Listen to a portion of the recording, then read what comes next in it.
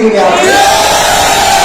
আপনারা এটা মনে করবেন না যে ব্রিটিশ শাসন আমলের পরে ব্রিটিশদের হাত ধরে মক্কাতুল মুকাররমার মদিনাতুল মুনাওয়ারার মধ্যে যারা ইবনে তাইমিয়ার দোসর আব্দুল ওয়াহাব মসজিদের দোসররা পবিত্র মক্কা এবং মদিনার মধ্যে সাহাবায়ে কেরামের মাজার ভেঙে সারা বিশ্বকে যে জানান দিতে চেয়েছিল সেই জানান কিন্তু জাতি গ্রহণ করে না।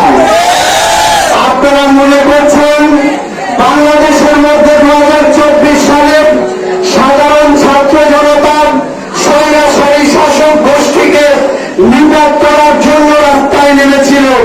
এই দেশ থেকে স্বৈরাচারের পতন হয়েছে। আপনারা স্বৈরাচার করে সারা বাংলাদেশ থেকে মাজার ভেঙে দিবেন, মসজিদের ইমামতি কেড়ে নেবেন, বাইতুল মুকাররমের মতো মসজিদে ইমামতির জন্য দাঙ্গা হাঙ্গামা করবেন, সারা বাংলাদেশের মধ্যে নৈরাজ্য সৃষ্টি করবেন, জাতি আপনাদেরকে ক্ষমা করবে।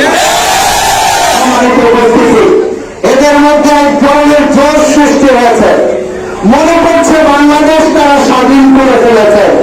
সাধু সাবধান, বাংলাদেশের মানুষ সম্পর্কে তোমাদের ধারণা নাই।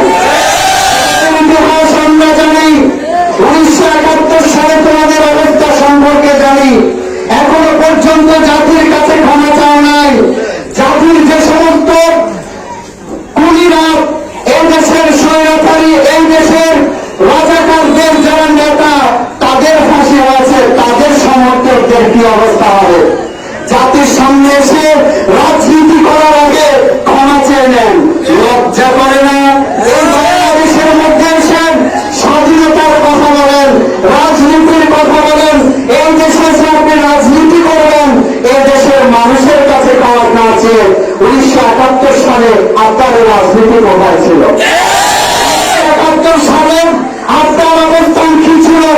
সবার জানা। এই দেশের স্বাধীনতা আপনি চান নাই, এই দেশের মসনদ